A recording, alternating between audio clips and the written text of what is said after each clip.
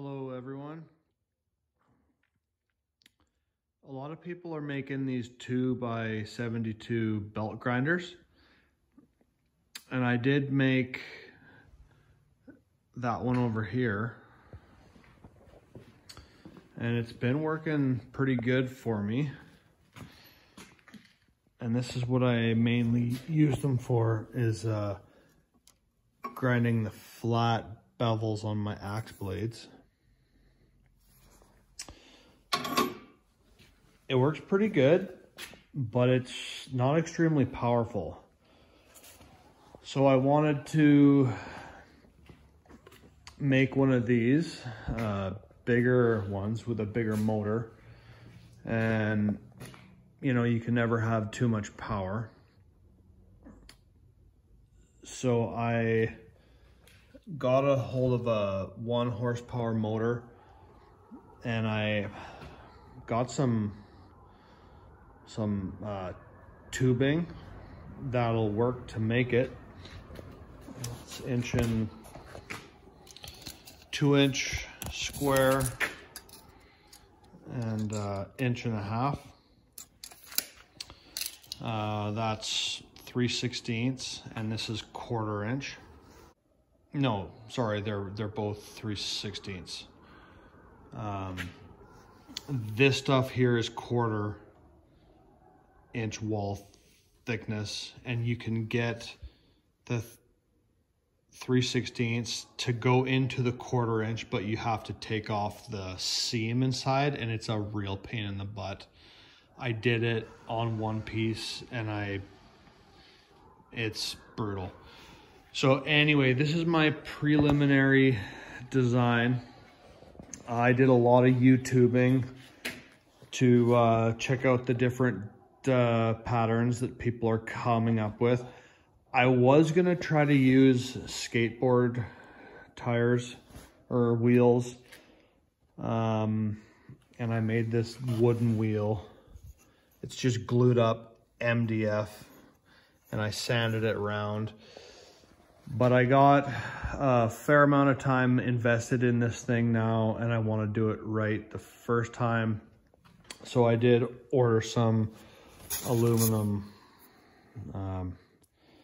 wheels and like bearings and stuff. They're pretty cool.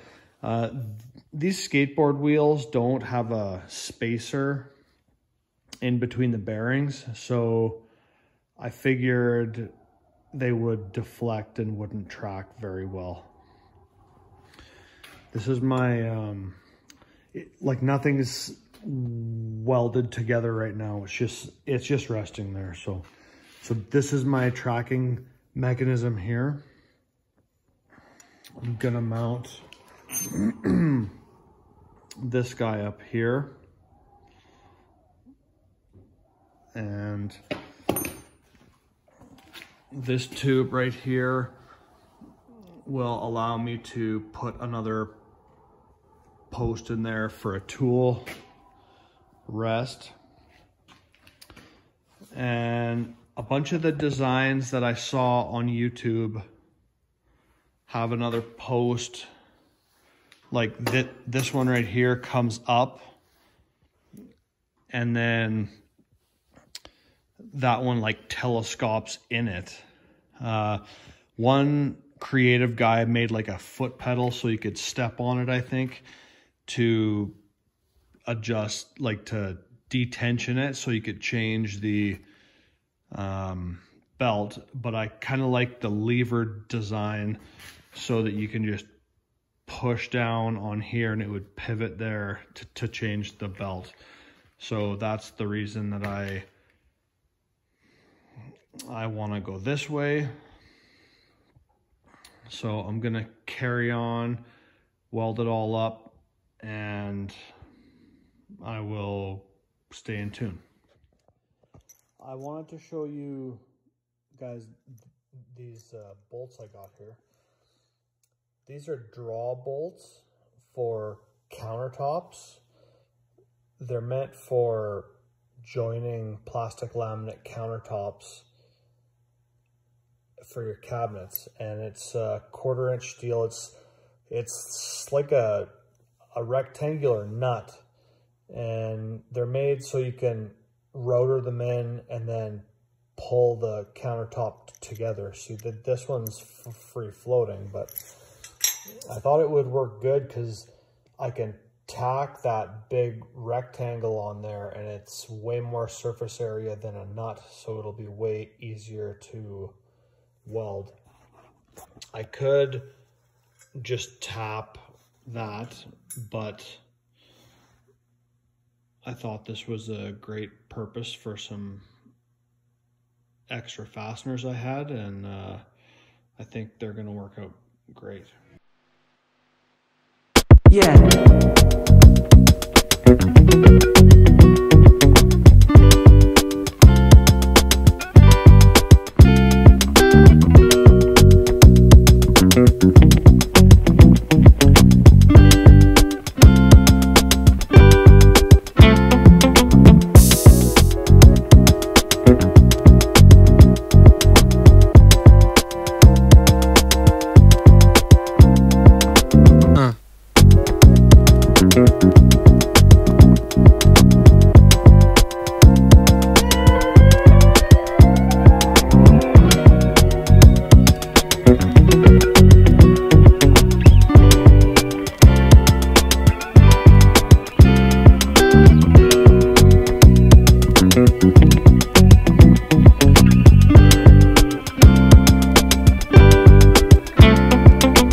No.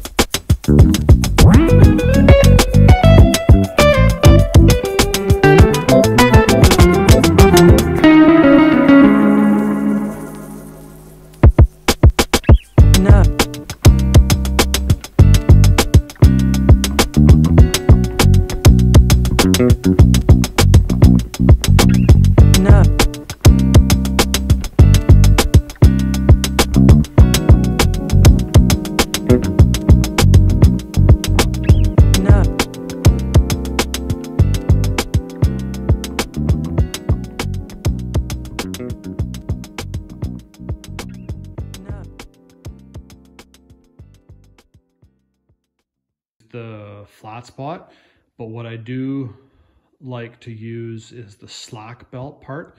So I'm going to cut that out, and then I'm going to make another tool arm that goes in there, that is the platen. So I can just loosen that off and slide it back so that I can use that as a slack part. It works really good for blending bevels and stuff. And I'm gonna just cut that along here, I think.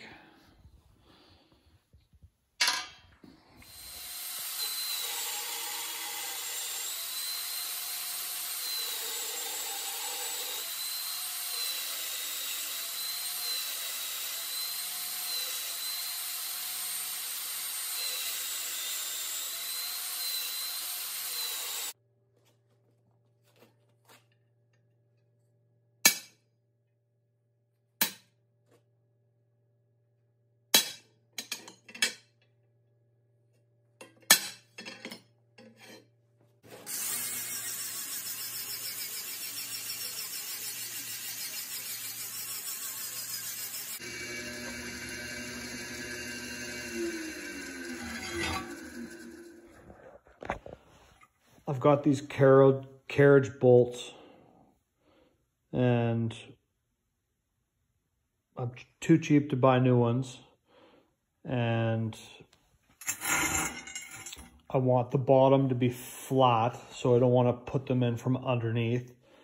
And because they have that square recess, they slide really good in the motor slots there. So I'm gonna put it on over the hole, and I'm gonna weld them from the bottom. We'll see how that works out.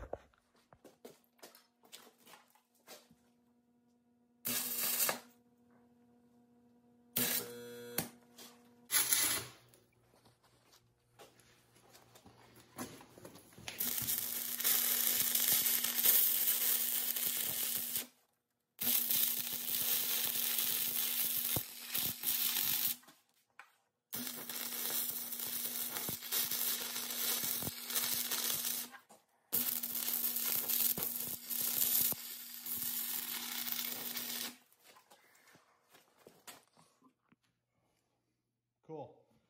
So now it's flat on the bottom. I didn't have to tap anything. And I've got some adjustment there.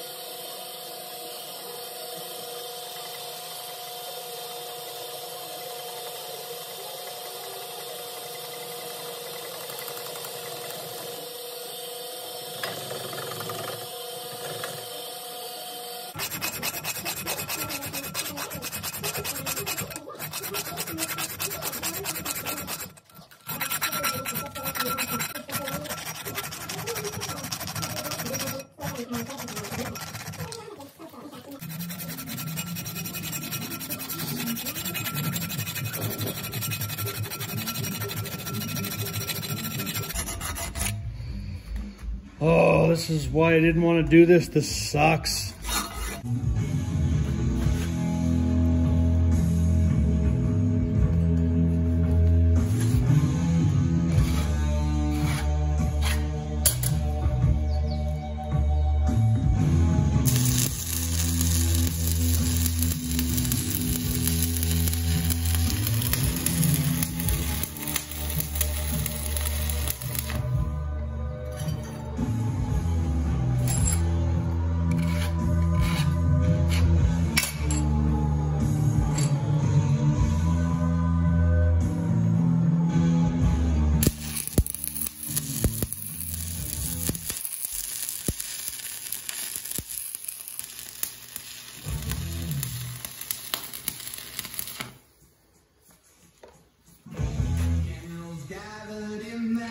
glasses,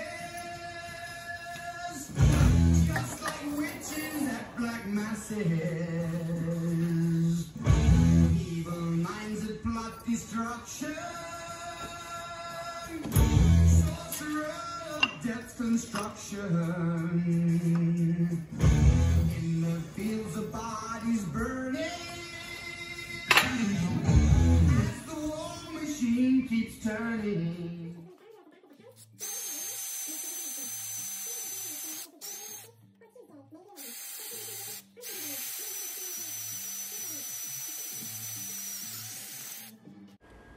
For the adjustable platen, I'm using a piece of phenolic material. It's basically really thick plastic laminate. They use it for countertops and millwork. It's basically epoxy and paper, and I drilled it and tapped it to accept those screws. I could have also used a piece of steel, I guess, but I had some of this stuff kicking around and it seemed to work pretty good on my last one.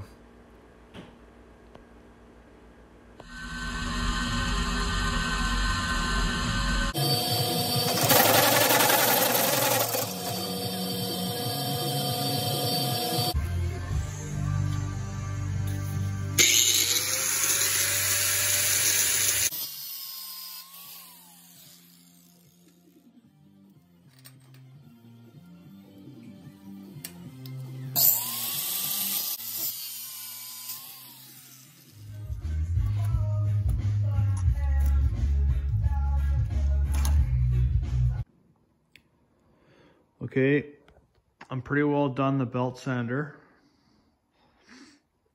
I have to get a new motor because that one is cooked.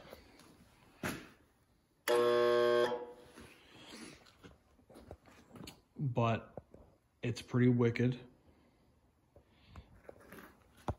Here's my tool rest that I came up with.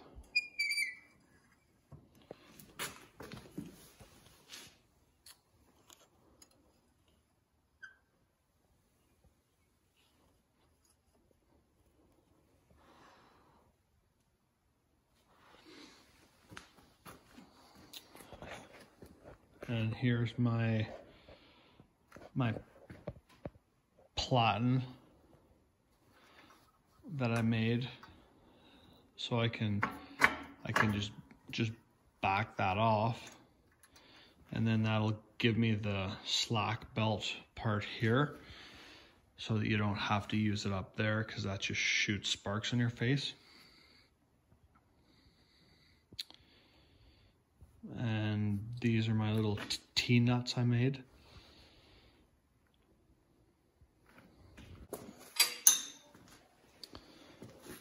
This rest here just clamps with this nut, or this bolt. I tapped it into the bottom of the tube.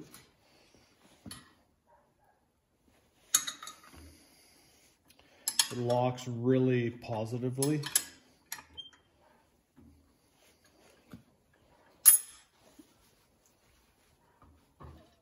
And then I can just slide this in as close as I want.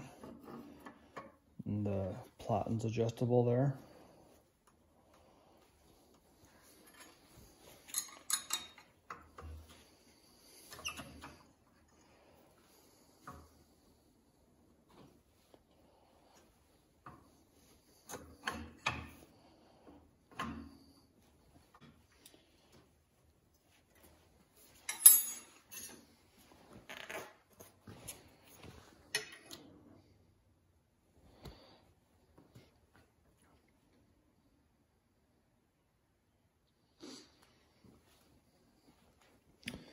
I did make this adjustable pretty much only to be able to square it up to the table when it's flat. And I think it's going to work really cool.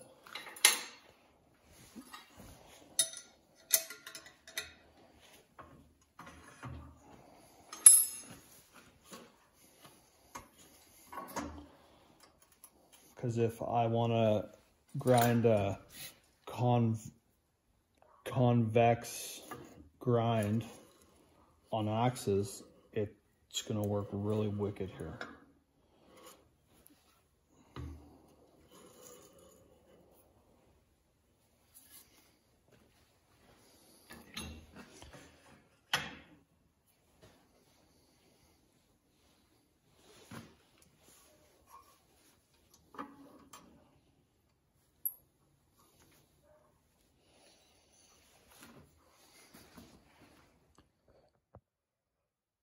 Okay, I finally got a new motor on my belt sander. The last one is done. So I got a new motor, new to me. Got a coat of paint on it.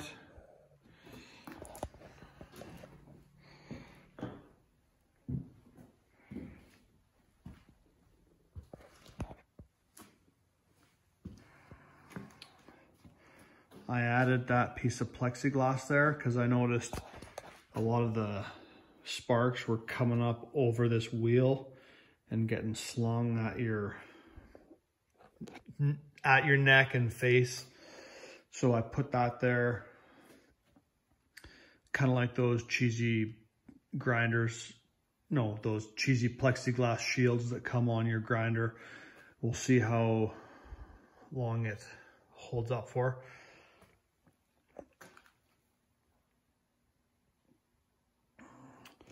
Once again, here's my adjustable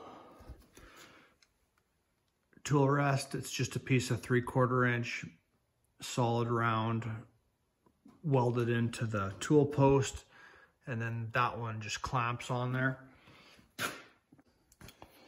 And there's my adjustable platen for a slack bolt.